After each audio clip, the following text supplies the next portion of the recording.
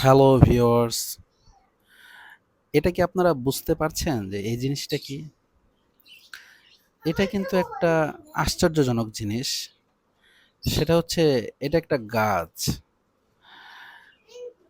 আর আমরা কিন্তু সকলেই জানি যে গাছ এটা এটা থেকে আমরা অক্সিজেন পাই এবং এটা আমাদের জীবনের জন্য আসলে খুবই গুরুত্বপূর্ণ একটা জিনিস। হুম। এই গাছটির একটা আত্মকথা আছে।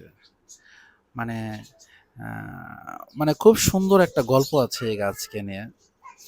এই গাছটা ১ম এ যখন আসলে মানে গাছ অবস্থায় ছিল না, সেই সময় এই টবের মধ্যে পানি ছিল এবং পানির মধ্যে আ এই গাছের একটা পাতা লাগানো হয়েছিল।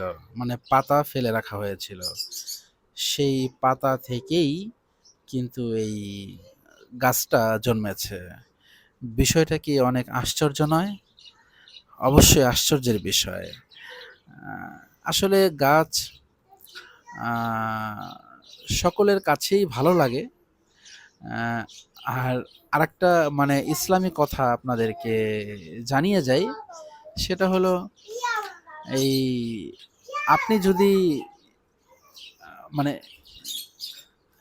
নরমালি জিকির বলতে যেটা বোঝায় আরকি, সুবহানাল্লাহ, আলহামদুলিল্লাহ, লা ইলাহা ইল্লাল্লাহ, আল্লাহু আকবার। এই প্রত্যেকটা জিকিরেই আল্লাহ তাআলা কিন্তু জান্নাতে আপনার জন্য গাছ রোপণ করবেন। সুবহানাল্লাহ। আর সেই গাছ কিন্তু আ মানে এত ছোট হবে না, বিশাল বড় হবে। মানে একটা গাছের ছায়ায় আপনি যদি অতিক্রম করতে চান, তাহলে একটা তেজি ঘোড়ার ৫০০ বছর লাগবে। তাহলে চিন্তাই করতে পারছেন সে গাছটা কত বড় হবে। যাই হোক, দুনিয়াতেও গাছ দেখতে কার না ভালো লাগে। এই যে দেখছেন এই গাছের এই পাতাটি কিন্তু একেবারেই মানে এটা হচ্ছে একটু পুরাতন পাতা। একটু মানে বেশ কিছুদিন হয়েছে। আর এই পাতাটা দেখতে পাচ্ছেন, এটা হালকা লাইট গ্রিন বলতে পারেন আপনি। এটা কিন্তু মানে বেশিদিন হয়নি, গজিয়েছে।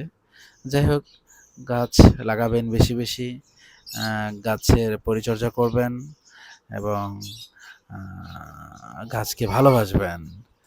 নিজের আঙিনায় গাছ লাগাবেন, নিজের ছাদ যদি থাকে ছাদেও গাছ লাগাবেন এবং যারা গ্রামে থাকেন, গ্রামে তো বেশি, বেশি গাছ লাগাবেন। আসলে গ্রামে তো গাছের সংখ্যা এমনিতেই অনেক বেশি। কারণ আমরা মাঝে, মাঝে গ্রামে ছুটে যাই আসলে এই সুন্দর আ সবুজ পরিবেশের জন্য, বিশেষ করে গাছপালার জন্য। ঠিক আছে? সকলকে ধন্যবাদ ভিডিওটি দেখার জন্য।